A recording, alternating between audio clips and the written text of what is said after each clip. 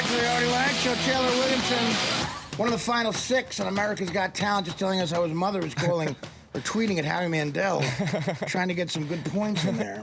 It is odd. I mean, what do you do? Now you're down in the final 6. You got to get that edge, man. What do you do? Well, I have my mom tweets on my behalf. She tweeted at she has a Twitter relationship with Howie Mandel. Howie doesn't return my tweets. He returns my mom's tweets. And then Marianne from Brooklyn is tweeting with my mom. I want to say one thing. Yeah. This is going to fit in perfectly here. Thanks to French Quarter's guest apartments for being our New York City hotel. Let them be your headquarters in New York City.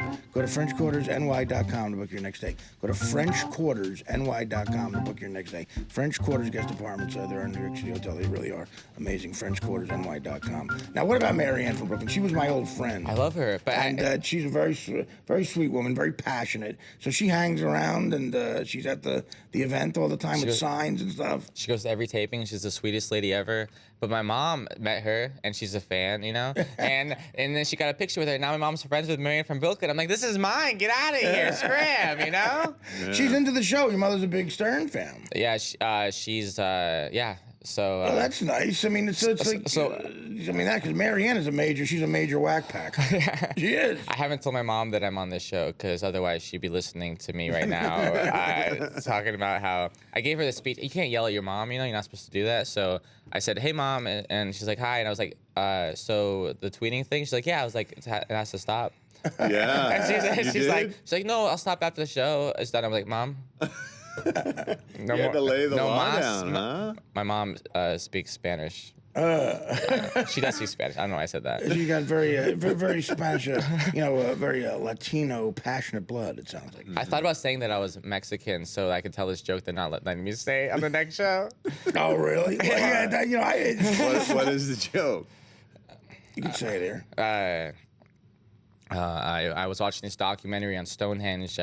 People are flying from all across the globe to go visit a bunch of rocks just because they're built by aliens. Big deal. So is my driveway. Then I say Mexicans. See, I like that. I think. Can you become the executive producer? I don't think I'm not mainstream enough. They say no to, it's funny, I love the reasons. They give you reasons why they say no to. They don't just say no. Like when you do late night, sometimes you're dealing with a segment producer who says this is, or a Letterman, like I've dealt with it. I've tried to do some late night stuff. And then they're like, oh, you can't say that because Letterman doesn't like you talking about Jesus. He doesn't like you talking about the less fortunate. But then there's standards. Then there's the legal reasons you can't say things. So like they say you can't do this Chris Brown joke because we cannot talk about domestic violence on our show. So it's not because they don't want it, because they're not allowed to. Wow. God. Oh, man. What happened to freedom it gives of me speech? douche chills. You know, Letterman doesn't care. It's political correctness is the enemy of comedy. He doesn't want you talking about people less fortunate. I mean, that's the whole thing, making fun of people less fortunate than you. That's the premise of comedy. I got bullied, now I get to bully other people. Yeah, why not? Why not? And the people that are out of the equation who never got bullied and never bullied anybody and have an average life, fine. For everyone else who did bully people and now you're paying the price, or got bullied and now you're getting back, let us be. That's what we're doing. Can I ask you a question? What do you? I'm getting recognized now because of this show, and I know you guys have been through this. It's a big hit. So, but like I get the most.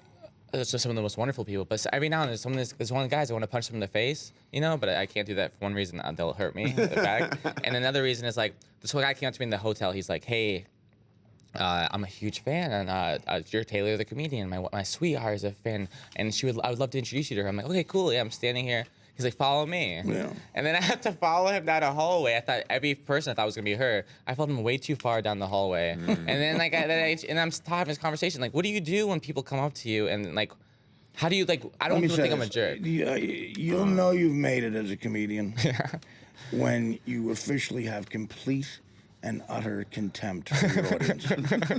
When you have complete hatred for them for liking you. When you hate them so much for liking you, that's when you know you've made it. When someone says, I'm a huge fan, you go, really, you disgust me. The fact that your life is so pathetic and you're so warped that you actually like me means I hate you, you're a waste, and just get away from me. And of course, yes, I will sign that. I will sign that Vicodin prescription. That's it. Yeah, I don't know. You're just going through the cycles, man. There's no way not to. Anyone who says they're not going to be the one who doesn't get jaded, they're so stupid. you're gonna get jaded. It's gonna happen, and it happens to the best of comics or the worst of comics. Look, Bob Denver from Gilligan's Island was probably the most like jaded famous guy of all time. I mean, yeah, whatever. I can't Gilligan, right? I can't do it anymore. You don't care. Eventually, you care, but you don't care. Eventually, you just want it to happen in front of a hot chick. Where you get something out of it.